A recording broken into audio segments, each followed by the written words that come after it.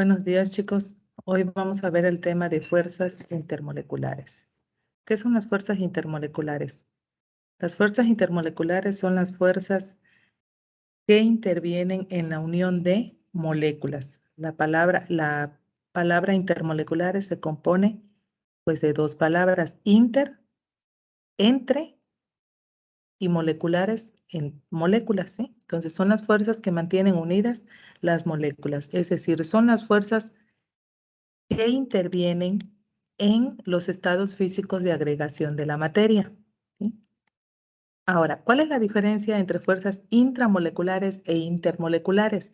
Si bien hemos hablado de enlaces químicos, ¿qué son los enlaces químicos? Enlaces químicos son las fuerzas o la unión de dos o más átomos para formar compuestos o bien formar moléculas. Estos enlaces son fuerzas de atracción que hay entre átomos, ¿sí? Y estas fuerzas también le podemos llamar intramoleculares. Intra viene de dentro de la molécula. Si bien dijimos, los enlaces son la unión de dos o más átomos para formar moléculas. Es decir, una molécula está formada por dos o más átomos que se encuentran unidos por ciertas fuerzas. Y pues ya vimos cuáles son los tipos de esas fuerzas, que son los enlaces iónicos, los covalentes, los metálicos. Ahora, las fuerzas intermoleculares. Pues bien, una vez formada la molécula, ahora se unen molécula y molécula, que no son los mismos de enlace químico, enlace covalente, no son los mismos, son otro tipo de fuerzas. Son fuerzas un poco más débiles en comparación de los enlaces químicos, ¿sí? Entonces, bueno, aquí vemos las definiciones, ¿sí?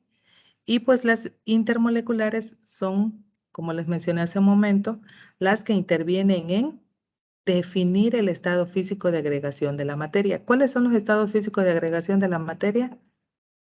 Sólido, líquido y gas, ¿ok? Mientras más sólido es el compuesto, las fuerzas intermoleculares son más fuertes, ¿sí? En el estado líquido, pues sí que están unidas las moléculas, pero la fuerza no tiene tanta capacidad como para mantener unidas esas moléculas, por eso es que es como que tienden a dispersarse. Y una vez que están dispersas las moléculas, pues prácticamente no hay fuerza que intervenga para mantener unidas esas moléculas y ese es el estado gaseoso, ¿ok? Seguimos aquí con la diferencia, vemos, este es un enlace covalente, que es la fuerza que interviene para mantener unidos dos átomos. Por ejemplo, para el ácido clorhídrico tenemos el hidrógeno y el cloro. Esta fuerza que mantiene unidos estos dos átomos es una fuerza intramolecular, es decir, dentro de esta molécula. Eso es una molécula. Pero si bien se pueden unir dos moléculas, ¿ok?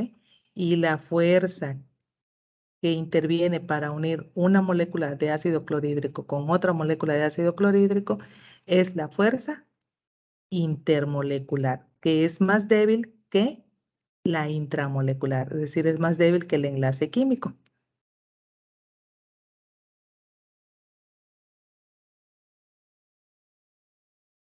Y pues bueno, aquí vemos el estado de agregación, que es lo que ayuda a este tipo de fuerzas son las que definen el estado de agregación de la materia, que bien puede ser sólido, líquido o gaseoso.